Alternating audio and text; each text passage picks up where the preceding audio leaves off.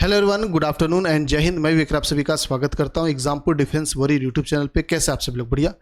आइए इस वीडियो के अंदर हम लोग बात करते हैं एनडीए 2025 का अगर एग्जाम देने आप जा रहे हैं तो आपको कौन कौन से चैप्टर पे ज़्यादा फोकस रखना है, यानी ज़्यादा रिवीजन का टाइम देना है। मैथमेटिक्स की बात करेंगे इस वीडियो के अंदर।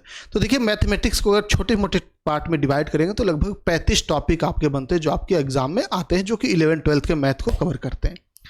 35 को मैंने क्या किया, 12 टॉपिक में कवर किया है और इन सभी को करना आपको जरूरी है और इसी सीक्वेंस में। ठीक है, तो पहले मैं आपको एक्सप्लेन करता हूं। यहां है आपके पूरा सिलेबस। सबसे पहला चीज आपको किस पे ज्यादा फोकस रखना है, तो वो है आपका 1 नंबर वाला टॉपिक, जो कि यहां पे 1 लिखा हूं ये सीक्वेंस में। ट्रिग्नोमेट्री।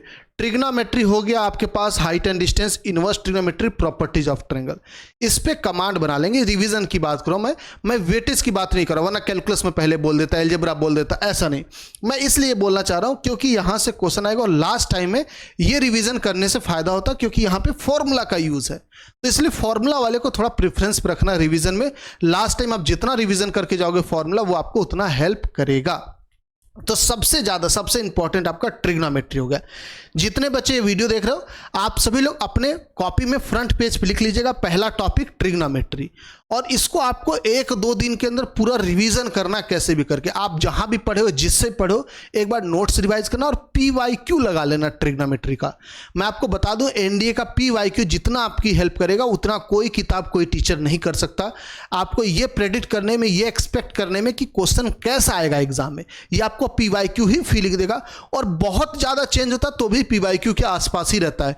टीचर या कोई बुक एनडीए को प्रेडिक्ट नहीं कर पाएगा या आपको उस फीलिंग में नहीं ला सकता जो आपका PYQ लाएगा। तो आपका ट्रिग्नोमेट्री सबसे पहला आपका प्रेफरेंस रहना चाहिए। सेकंड की बात करेंगे, जहां सबसे ज्यादा क्वेश्चन आता है वो है आपका टॉपिक वाइज से।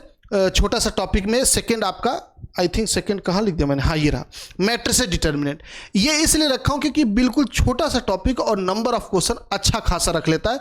अगर इंडिविजुअल टॉपिक की बात करूंगा तो ये मैट्रिसेस डिटर्मिनेंट हमारा सेकंड रहना चाहिए। और तीसरी बात, इसका रीजन ये कि जैसे डिटर्मिनेंट वगैरह था, साडिक वगैरह, तो यहाँ पे ट्रिक लग जाते हैं आपके पास ऑप्शन में ABC की जगह कुछ मान लेते अगर डिटर्मिनेंट यानी साडिक होता है। मैट्रिसेस भी अगर आप थोड़ा बहुत बेसिक प्रॉपर्टी जानते हो तो भी आप क्वेश्चन इसके कर लेते हो। तो सेकेंड आपका रहना चाहिए मैट्रिसेस डिटर्मिनेंट। थर्ड की बात करेंगे, ये आपका कैलकुलस। कैलकुलस के अंदर देखोगे मैंने पूरा कैलकुलस को ही थर्ड पॉइंट में रख दिया। तो अब आप कहोगे सर पूरा कैसे हो जाएगा, मुझे तो ये चैप्टर नहीं आता, वो नहीं आता, कुछ छोड़ना भी है। तो अगर मान लीजिए आप कैलकुलस में कुछ टॉपिक छोड़ना भी चाहते हो तो मैं बता दूं किसको छोड़ सकते हो आप।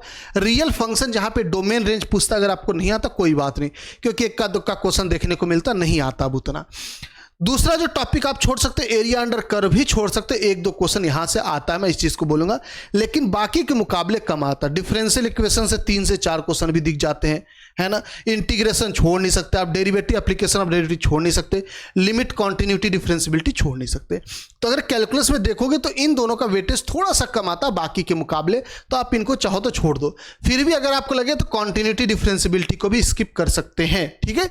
बट हाँ, इंटीग्रेशन पूरा करना है, डेरिवेटिव पूरा करना है, डिफरेंशियल इक्वेशन और लिमिट आपको करना ही करना है। ये आपका हो गया थर्ड इंपॉर्टेंट। फोर्थ पे आएंगे हम लोग 2D, जिसके अंदर straight line, circle, conic section. बिल्कुल फॉर्मूला वाला चैप्टर है ये। फॉर्मूला अच्छे से पढ़ के जाना, इसका पैरामेट्रिक वगैरह जो सिंपल होते हैं सब कुछ, परिचालक समीकरण जिसको हिंदी में बोलते हैं, ये पूरा करके जाना है, सबसे इंपॉर्टेंट है। चौथे नंबर की अगर हम बात करेंगे, 5वें नंबर पे आपका आएगा क्वाड्रेटिक इक्वेशन। ये भी जैसे मैट्रिसेस डिटर्मिनेंट है वैसे क्वाड्रेटिक इक्वेशन, एक छोटा सा चैप्टर जो कि बहुत इंपॉर्टेंट है। तो क्वाड्रेटिक इक्वेशन आपका 5वें पे रहेगा। छठे पे जो इसके बाद इंपॉर्टेंट है वो है वेक्टर और 3D। अगर आप 5 भी अच्छे से कर लेते हो ना तो भी आपका सिलेक्शन हो जाएगा, ठीक है।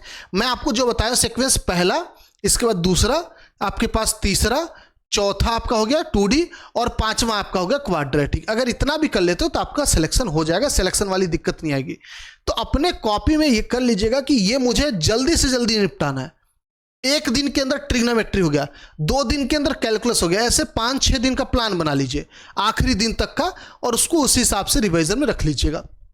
इसके बाद देखेंगे वेक्टर 3D आपके लिए इंपॉर्टेंट। वेक्टर 3D मैंने परमुटेशन, कॉम्बिनेशन, प्रोबेबिलिटी, स्टैटिस्टिक्स पहले दे दिया। आप कैसे बोल सकते हो सर क्वेश्चन तो यहां से ज्यादा आता है? देखिए क्वेश्चन ज्यादा के साथ साथ ये भी ध्यान रखना हमें, हम एग्जाम में कहां से स्कोर बढ़ा पाते हैं।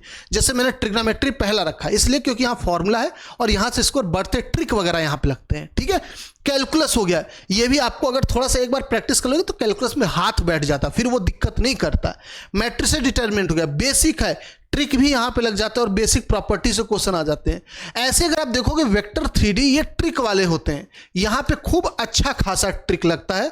आप ऑप्शन से direction cosine, direction ratio, points वगैरह लेट करके कोई वेक्टर ए बी दिया, ओ बी मान लिए, ओरिजिन मान लिए किसी एक को, ये सारे ट्रिक्स यहां पे लगते हैं, ठीक है। तो इसलिए आपको छठे नंबर पे इसको रखा गया। सातवें की बात करेंगे तो सेट और वेन डायग्राम। देखो सेट और वेन डायग्राम सातवें नंबर पर रखना इसलिए है, हालांकि चैप्टर है इजी है बट मुश्किल यह है कि यहां से क्वेश्चन कई बार ठीक ठाक आ जाते, कई बार आते ही नहीं, इक्का दुक्का आ जाता है, कई बार 5-6 भी क्रॉस कर जाता है। तो इसको अगर आप देख लोगे तो ठीक है, वैसे देख लेना चाहिए क्योंकि काफ़ी इजी है। मुझे लगता है कि आधे घंटे के अंदर पूरा चैप्टर रिवाइज हो जाएगा आपका, और PYQ लगाने बैठोगे 1-1.5 घंटे के अंदर 2-3 साल का पेपर लग जाएगा। तो इसलिए आप इसको 7वें नंबर पर रख सकते हो। 8वें में आपका सीक्वेंस सीरीज है। अब बच्चे नाराज हो जाएंगे, सर अभी भी प्रोबेबिलिटी, परमुटेशन, कॉम्बिनेशन नहीं बताया, बता रहा हूँ। 9वें पे आपका परमुटेशन कॉम्बिनेशन, 10वें पे प्रोबेबिलिटी। ऐसा इसलिए बाबू क्योंकि देखो परमुटेशन कॉम्बिनेशन फिर भी कुछ हद तक बच्चे सही कर लेते हैं। इसको बाद में रखने का एक रीजन ये भी है कि परमुटेशन कॉम्बिनेशन क्रमचय संचय ऐसा है ना, जब आप एग्जाम में कर रहे होगे आपको लगेगा सही कर रहे हो, सब कुछ सही करो, जब बाहर आके मिलाओगे तो आंसर गलत मिलेगा। क्योंकि ये ना मेंटली आप जितना प्रेशर में रहते हो ना उतना ज़्यादा यहाँ पे गलती करते हो। एकदम छोटी सी चीज़ रहेगी, आपके दिमाग में बार बार गलत ऑब्जर्वेशन आएगा, बार बार गलत ऑब्जर्वेशन।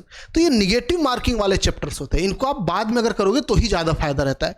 प्रोबेबिलिटी की बात करेंगे, परमुटेशन कॉम्बिनेशन फिर भी आप कर लोगे। प्रोबेबिलिटी में भाई साहब ऐसा सा घुमाता है ना, अगर मान लो प्रोबेबिलिटी से 9 क्वेश्चन आ गया तो आप 5-6 कर लोगे, लेकिन 2, 3, 4 ऐसे घुमाएंगे ना कि आपको छोड़ दो, वही बेहतर है आपके लिए, सबसे अच्छा ऑप्शन होता है। तो प्रोबेबिलिटी इसीलिए बाद में रखा हूं 10वें पे। 11वें पे अगर आप देखोगे तो आपके लिए रिलेशन, फंक्शन, लॉग, इनइक्वालिटी, इन सबसे क्वेश्चन नहीं आते उतना, इसलिए इनको बाद में। स्टैटिस्टिक्स से क्वेश्चन आते हैं लेकिन लास्ट में रखा हूं, उसका रीजन ये है स्टैटिस्टिक बहुत कैलकुलेटिव होता है पेपर में। अगर directly mean, median mode, standard deviation, variance वगैरह दिख गया तो दिख गया, नहीं तो भैया छोड़ के आगे बढ़िए। नहीं सॉल्व करना, टेबल पे हाथ तक मत लगाना, जल्दी कोशिश मत करना। अगर यहाँ से स्कोर बढ़ जाए तो बढ़ा लीजिए, स्टैटिस्टिक बिल्कुल लास्ट में ही ट्राई करना। स्टैटिस्टिक से शुरू मत करना पेपर में, पहले बता दूँ आपको, क्योंकि ये सब ज़्यादा स्कोरिंग हो जाता है और यहाँ पे ट्रिक भी लग जाते हैं। यहाँ तो ट्रिक भी लगाना आपके लिए मुश्किल हो जाएगा, ठीक है। तो सबसे पहला चीज क्वाड्रेटिक ट्रिग्नोमेट्री में ध्यान रखना। सेकेंड इंपॉर्टेंट आपका मैट्रिक्स से डिटरमिनेंट। थर्ड में आपका कैलकुलस है। कैलकुलस के अंदर real function, continuity, differentiability, area under करो, आप चाहो तो स्किप कर दो या रिवीजन बाद में कर लेना, ठीक है। चौथा आपके लिए इंपॉर्टेंट बन जाता है 2D का पोर्शन, और 5वां आपके लिए इंपॉर्टेंट हो जाता है यहाँ पे क्वाड्रेटिक इक्वेशन। छठा आपका हो जाता है वेक्टर 3D, ट्रिक वाले हैं ये पूरे। 7वां आपके लिए इंपॉर्टेंट हो जाता है सेट वेन डायग्राम। 8वां हो जाता है सीक्वेंस सीरीज। 9th आपका हो जाता है परमुटेशन कॉम्बिनेशन। 10 आपका प्रोबेबिलिटी हो गया। 11 आपका रिलेशन, फंक्शन, लॉग, इनइक्वालिटी, और 12वां आपका स्टैटिस्टिक हो गया। ये मेरे हिसाब से आपको करके जाना है, ये आपका प्रिफरेंस रहना चाहिए, इसी हिसाब से आप रिवीजन करिए। अगर आप टॉप ट्रिग्नोमेट्री हो गया, कैलकुलस हो गया, आपका मैट्रिक्स से डिटरमिनेंट हो गया, आपके पास क्वाड्रेटिक इक्वेशन हो गया और 2D हो गया, अगर इतना पे भी अच्छे से कमांड बना लोगे तो भी आपका एग्जाम में हो जाएगा। अगर मैं 2D की बात करूँ, कुछ कुछ क्वेश्चन काफ़ी टफ आ जाते हैं, खासकर कोनिक सेक्शन से पैराबोला का क्वेश्चन दिया, उसके अंदर सर्कल भरना है, स्क्वायर भरना, ये सब क्वेश्चन छोड़ दिया करो। वहाँ पर डायग्राम बना के सॉल्व करने का इतना टाइम नहीं होता है, ठीक है। आप जब टीचर को देखते हैं, हमें देखते हुए एनालिसिस में करते वक्त या उसके पहले रिवीजन, जैसे अपन PYQ लगवा रहे हैं, देखो जल्दी जल्दी हो जा रहा है, आपसे एग्जाम में नहीं हो पाएगा इतना जल्दी, क्योंकि प्रैक्टिस के लिए टाइम नहीं होता है। आप जो करके गए हो ना वही वहां पे करना, ठीक है। कोई बहुत एक्स्ट्रा क्वेश्चन लगे ना अजीबोगरीब तो छोड़ दो उसको, मत हाथ लगाना।